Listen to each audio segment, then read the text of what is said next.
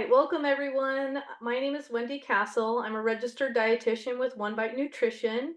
Super excited to have my coworker Nikki here with us. She is also a fellow dietitian. She wanted to share some quick meal ideas, tips and tricks to kind of make your week a little bit easier. So Nikki, if you want to go ahead and take it over. Yeah, hi guys, my name's Nikki. I'm a dietitian with One Bite Nutrition. Like Wendy said, today we just want to look at some quick and easy meals that we can make or how to put them together yourself. Okay, so we kind of need to start with what we need to look at in our lifestyle that's going to affect how we cook and what we eat. Um, so time, budget, is it the resources I need help with?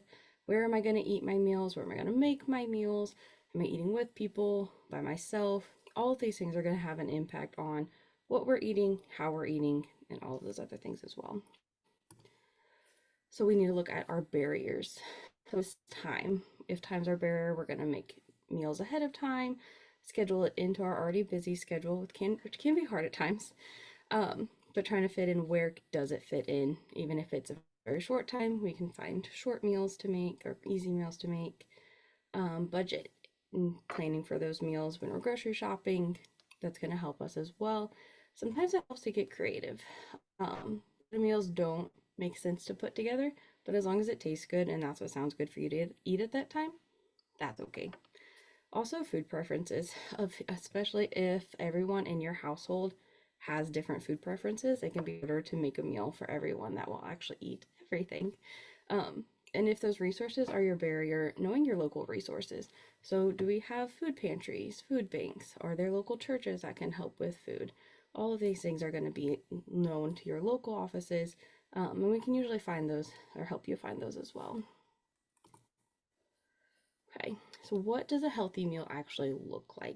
So first we need to look at what am I actually going to make? Is it going to be something that's all mixed together, it's like that casserole, like spaghetti? Is it going to be, separate items like a protein, a meat, or a protein, a starch, a veggie? Or is it going to be something that we build together, like those tacos? Is it going to be in a restaurant? Is it going to be at home? Is it going to be going out? So do you need something you can eat in the car? Do we need something that you can eat at a ball game? All these things are going to take into account of where I'm going to make my meal, which takes into account of what am I actually going to be able to make. Making sure it fits into your life. So of course we have to eat. We all know we have to eat, but planning ahead is going to be the main key to figure out what am I going to eat, when, and how long is that going to take me to do.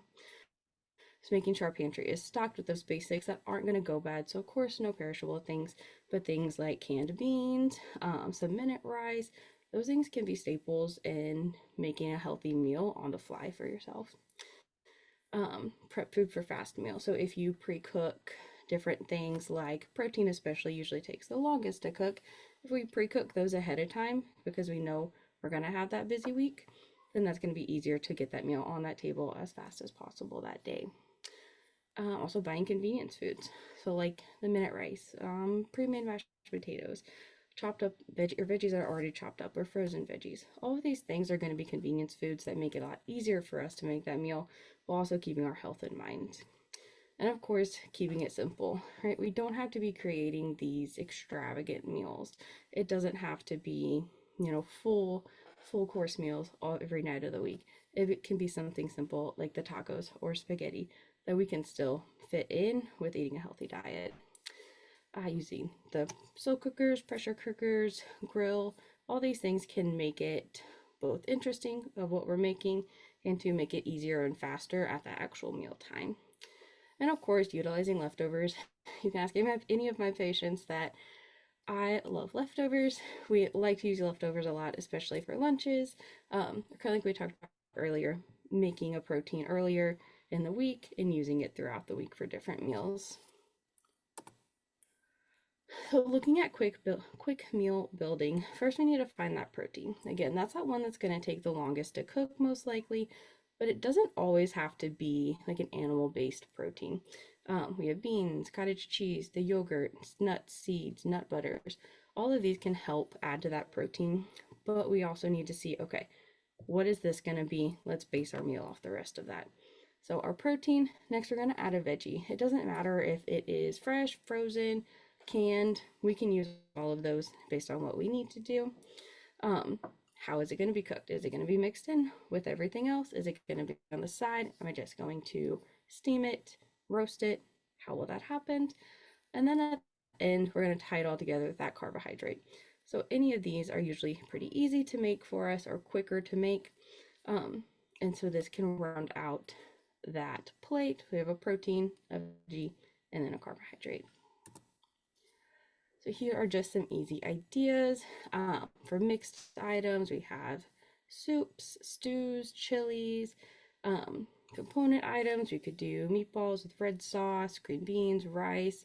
This is really just taking that carb, protein, and veggie, having them all separately, not throwing them together. Am I going to build it? Is it going to be a sandwich, a taco, a kebab? All of these things are still going to have all the same components. We're just mixing them together in different ways. And now for like meal hacks. Fruit as dessert. This way we do get that serving of fruit in while also kind of satisfying a sweet tooth at the end of that meal. Again, using frozen or canned veggies. This can be a fast track for cooking those veggies, especially if you already have your protein cooked.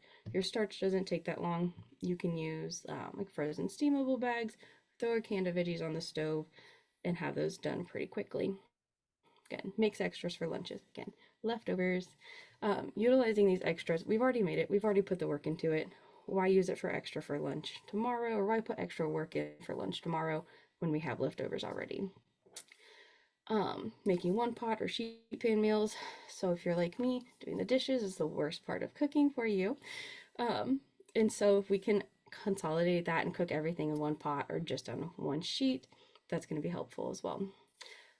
Adding veggies to a basic pasta meal. So if you're doing something like Alfredo, I can throw broccoli in there or asparagus or anything that I want to. I really, and of course, being prepared. I think that's probably the number one tip anyone could take away is when we're planning that grocery list, what am I actually going to make? What am I going to have for lunch, breakfast, sides, snacks? Some of those things kind of get overlooked. We just grab our normal basics and plan once we get home based on what we have already. But if we can prepare, that's going to make sure that we have everything we need for anything we're going to make. And then also, it's going to help us have variety throughout the week. And especially month to month, we can have different things without just grabbing the normal. Again, plant-based proteins like beans, legumes, those can be really easy to add to especially soups and stews now that it's cold weather season. And then they can also usually take a little bit less time to cook as well. And of course, eating seasonal produce is going to be a lot cheaper for the most part. And then it's also helps you kind of rotate those fruits and veggies that we're eating as well. Of course, portions is what we want to look at as well to make sure that we're able to meet those nutrition goals.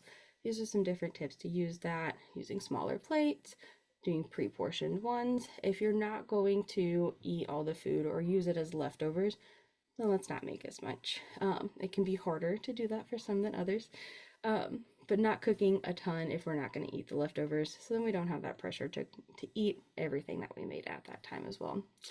Again, smaller dishes, smaller utensils, this can help our eyes adjust to, okay, my plate is full, but I'm not overeating on this as well.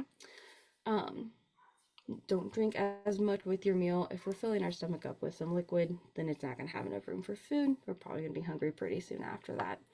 And of course, take your time, right? We don't want to just eat super fast. Again, that hunger and satiety isn't going to have time for your stomach to tell your brain, hey, I'm full, let's stop if we eat too fast there. Okay, and that's all I have for you guys today. Awesome. I don't know Thanks, how you want me Nikki, to for end those it. tips. That was great. Thank you so much for those tips, Nikki. I know some of my favorite quick meals are like tacos. We can easily find a protein, get that going.